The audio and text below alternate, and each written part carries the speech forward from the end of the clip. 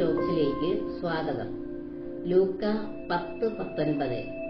ഇതാ, പാമ്പുകളുടെയും തേളുകളുടെയും ശത്രുവിന്റെ സകല ശക്തികളുടെയും മീതെ ചവിട്ടി നടക്കുവാൻ നിങ്ങൾക്ക് ഞാൻ അധികാരം തന്നിരിക്കുന്നു.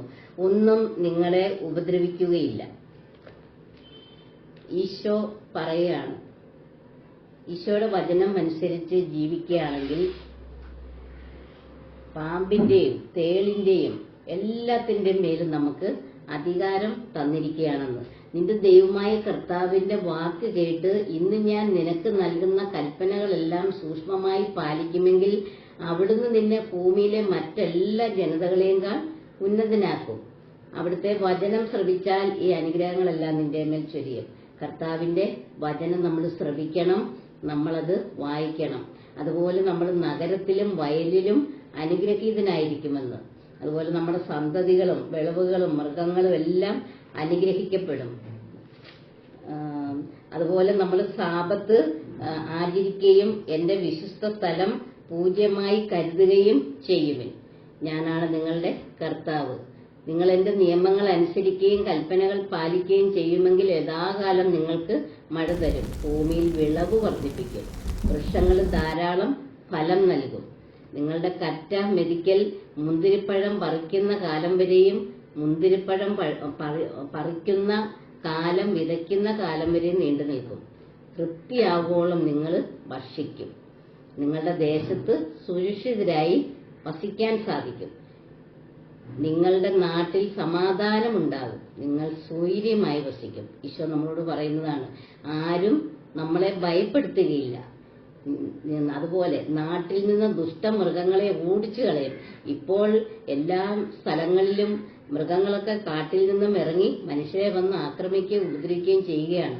ഈശോ പറയുന്നത്, നിങ്ങളുടെ കൽപ്പനകളൊക്കെ അനുസരിച്ച് വചനം ശ്രവിച്ച് അതനുസരിച്ച് ജീവിക്കുകയാണെങ്കിൽ ഈ ദുഷ്ടമൃഗങ്ങളൊന്നും വന്ന് നമ്മളെ ഉപദ്രവിക്കരുത്. ഈശോ അതിനെയെല്ലാം നമ്മുടെ അതിരിൽ നിന്ന് നമ്മുടെ നാട്ടിൽ നിന്ന് ഓടിച്ചു കളയുമെന്നും. അതുപോലെ നിങ്ങളുടെ ദേശത്തുകൂടെ വാൾ കടന്നു പോവുകയില്ല എന്ന് പറഞ്ഞാല് കൊലയും കൊലവിളിയും ഒന്നും ഉണ്ടാകുകയില്ലെന്ന്, പരസ്പരം ശത്രുതയിലായിരിക്കില്ലെന്ന്. ശത്രുക്കളെ നിങ്ങൾ തുരത്തും. ശത്രുക്കളെ നമ്മൾ പ്രാർത്ഥിക്കുന്നത് നമ്മളെല്ലാം കൂടി ശത്രുക്കളെ തുരത്തുമെന്ന്. അവർ നിങ്ങളുടെ മുൻപിൽ വാളിനിരയാകും. നമ്മുടെ മുമ്പിൽ അവര് വാളിനെയാകും. ഇപ്പോൾ നമ്മളെ അവരൊക്കെ ഭീഷണിപ്പെടുത്തിക്കൊണ്ടിരിക്കുകയാണ്. വചന പ്രഘോഷകരെയും അതുപോലെ മിഷണറീസിനെയും വൈദികരെയൊക്കെ ക്രിസ്ത്യൻസിനെയും ഒക്കെ ഉപദ്രവിച്ചുകൊണ്ടിരിക്കുകയാണ്. അപ്പോൾ ഈശോയുടെ കൽപ്പന അനുസരിച്ച് ജീവിച്ചാൽ സ്വത്തുണ്ടാക്കണം എവിടെ ആരെ ഉപദ്രവിച്ച് അങ്ങനെയൊക്കെ നടക്കാതെ നമ്മൾ ദൈവത്തിന്റെ കൽപ്പന അനുസരിക്കുകയും നമ്മൾ പരസ്പരം സ്നേഹിക്കുകയും അങ്ങനെ ദൈവനാമം വിളിച്ച് പ്രാർത്ഥിക്കുകയും വിശുദ്ധരായി ജീവിക്കുകയും ചെയ്തു കഴിഞ്ഞാൽ ശത്രുക്കളെ നമ്മുടെ മുമ്പിൽ നിന്ന് കർത്താവ് തുരത്തിൽ കളയും. നമ്മുടെ മുമ്പിൽ അവര് വാളിനിരയാകും. അതുപോലെ ശത്രുക്കൾ നിങ്ങളുടെ മുമ്പിൽ വാളിനിരയാകും. ഞാൻ നിങ്ങളെ കടാക്ഷിക്കുകയും സന്താന പുഷ്ടി നൽകുകയും നിങ്ങളെ വർദ്ധിപ്പിക്കുകയും ചെയ്യും. അപ്പോൾ ചിലർക്കൊന്നും മക്കളില്ല. സന്താന പുഷ്ടി നൽകി നിങ്ങളെ വർദ്ധിപ്പിക്കുമെന്ന്. ആ മക്കളുണ്ടെങ്കിൽ തന്നെ ഒരെണ്ണം, അല്ലെങ്കിൽ മക്കളില്ല. അങ്ങനെയാണ് ഇപ്പോൾ മനുഷ്യര്, ഈ പുതിയ തലമുറയൊക്കെ മക്കളെ വേണ്ടാന്ന് ആഗ്രഹിക്കുന്നവരാണ്. സ്വതന്ത്രമായിട്ട് ജോലി ചെയ്ത് തിന്നും കുടിച്ചും സന്തോഷിച്ചും മൊബൈൽ കണ്ടും ഇങ്ങനെ ജീവിക്കണം എന്നുള്ള ആഗ്രഹമാണ്. പക്ഷെ ഈശോ പറയുന്നത് സന്താന പുഷ്ടി നൽകി അനുഗ്രഹിക്കും, സന്താനങ്ങളെ വർദ്ധിപ്പിക്കും. അതുപോലെ നിങ്ങളുമായി ഞാൻ എന്റെ ഉടമ്പടി ഉറപ്പിക്കും. ഞാൻ എന്റെ കൂടാരം നിങ്ങളുടെ ഇടയിൽ സ്ഥാപിക്കും. ഈശോയുടെ കൂടാരം നമ്മളുടെ ഇടയിൽ സ്ഥാപിക്കുമെന്ന്. പഴയ നിയമത്തിലൊക്കെ ആണെങ്കിൽ ഇസ്രായേൽ ജനത്തിന്റെ കൂടാരത്തിന്റെ മുകളിൽ മേഘം വന്നു നിൽക്കും. മേഘത്തിൽ ദൈവമായ കർത്താവ് ഉണ്ടെന്നാണ് സങ്കല്പിക്കുന്നത്. മേഘം അതിന്റെ അടയാളം, ദൈവം വന്നതിന്റെ അടയാളമാണ്. കൂടാരത്തിന്റെ മുകളിൽ മേഘം നിൽക്കും.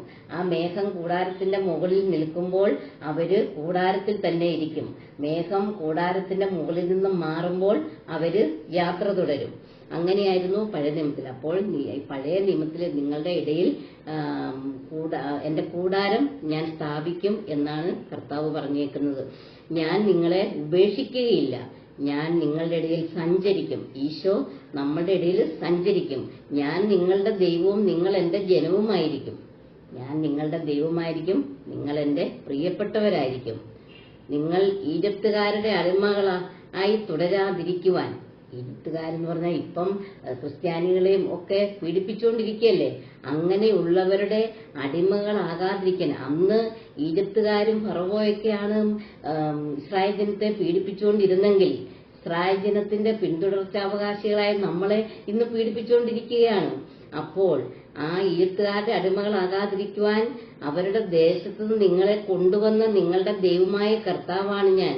ആ ഈജിപ്തിൽ നിന്നൊക്കെ നമ്മളെ രക്ഷപ്പെടുത്തി കൊണ്ടുവന്നതാണ്. ഇപ്പോൾ വീണ്ടും ഈജിപ്തിന്റെ പോലെ പാരമ്പര്യത്തിൽ ഇപ്പോഴും നമ്മളെ പീഡിപ്പിച്ചുകൊണ്ടിരിക്കുകയാണ്.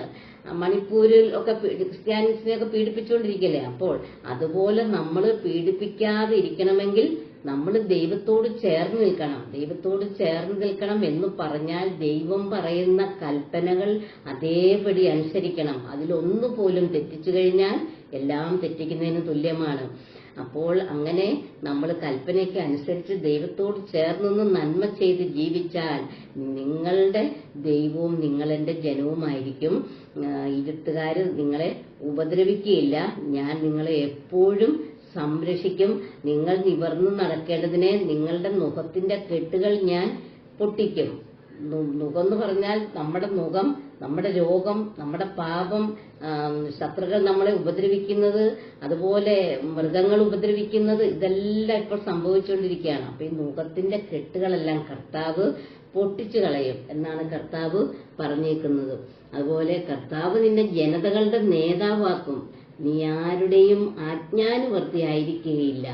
ഇന്ന് ഞാൻ നിനക്ക് നൽകുന്ന നിന്റെ ദൈവമായ കർത്താവിന്റെ കൽപ്പനകൾ ശ്രദ്ധിച്ച് അവ ശ്രദ്ധാപൂർവം പാലിക്കുമെങ്കിൽ നിനക്ക് അഭിവൃദ്ധി ഉണ്ടാകും, നിനക്കൊരില്ല. നമ്മൾ ദൈവമായ കർത്താവിനെ അനുസരിച്ച് അവിടുത്തെ മുമ്പിൽ വിനീതരായി ചരിച്ച് അവിടുത്തെ കൽപ്പനകൾ പാലിച്ച് അവിടുത്തോട് ചേർന്ന് നിൽക്കെങ്കിൽ ഈ അനുഗ്രഹങ്ങളെല്ലാം കർത്താവ് നമുക്ക് തരും. കർത്താവ് ഒരിക്കലും നമ്മളെ ഉപേക്ഷിക്കുകയില്ല. നമ്മളുടെ ഇടയിൽ സഞ്ചരിക്കും, നമ്മളോട് കൂടെ വസിക്കും. കർത്താവിൽ പ്രിയ സ്നേഹഭാജനങ്ങളെ നമുക്ക് നമ്മളുടെ ഇടയിൽ സഞ്ചരിക്കാനും അവിടുത്തെ കൂടാരം നമ്മളോട് കൂടെ ആയിരിക്കാനും അവിടുന്ന് നമ്മളോട് കൂടെ വസിക്കാനും നമുക്ക് ഈ നോയമ്പ് കാലത്തിൽ നമുക്ക് ഒന്നിച്ച് പ്രാർത്ഥിക്കാം. നോയമ്പെടുക്കുക, ഉപവാസം അനുഷ്ഠിക്കുക എന്നൊക്കെ പറഞ്ഞാൽ ദൈവത്തോട് കൂടെ ആയിരിക്കുക. ഭക്ഷണം കഴിക്കാതിരിക്കണം എന്നല്ല കർത്താവ് ഉദ്ദേശിക്കുന്നത്. പ്രാർത്ഥനയിൽ, വിശുദ്ധിയിൽ അവിടുത്തോട് കൂടെ ആയിരിക്കുക. അവിടുത്തോട് കൂടെയായിരുന്നേ നമുക്ക് പ്രാർത്ഥിച്ചൊരുങ്ങാം. അവിടുത്തെ പീഡാസഹനത്തോട് ചേർത്ത് നമ്മളുടെ ദുഃഖങ്ങളും വേദനകളും എല്ലാം കാഴ്ചയായി സമർപ്പിച്ച് പ്രാർത്ഥനയിൽ നമുക്ക് അവിടുത്തോട് കൂടെ ആയിരിക്കാം. അതിനുവേണ്ടി നമുക്ക് പരിശുദ്ധ അമ്മയോട് മധ്യസ്ഥം വഹിച്ച് പ്രാർത്ഥിക്കാം. നന്മ നിറഞ്ഞ മറിയമേ സുസ്തി, കർത്താവ് അങ്ങയോടുകൂടെ സ്ത്രീകളിൽ അമ്മ അനുഗ്രഹിക്കപ്പെട്ടവളാകുന്നു. അമ്മയുടെ ഉദരത്തിൻ ഫലമായി ഈശോ അനുഗ്രഹിക്കപ്പെട്ടവനാകുന്നു. പരിശുദ്ധ അമ്മേ, തമ്പുരാന്റെ അമ്മേ, പാപികളായ ഞങ്ങൾക്ക് വേണ്ടി ഇപ്പോഴും ഞങ്ങളുടെ മരണസമയത്തും തമ്പുരാനോട് അപേക്ഷിക്കണമേ. ആമേൻ. Thanks for watching.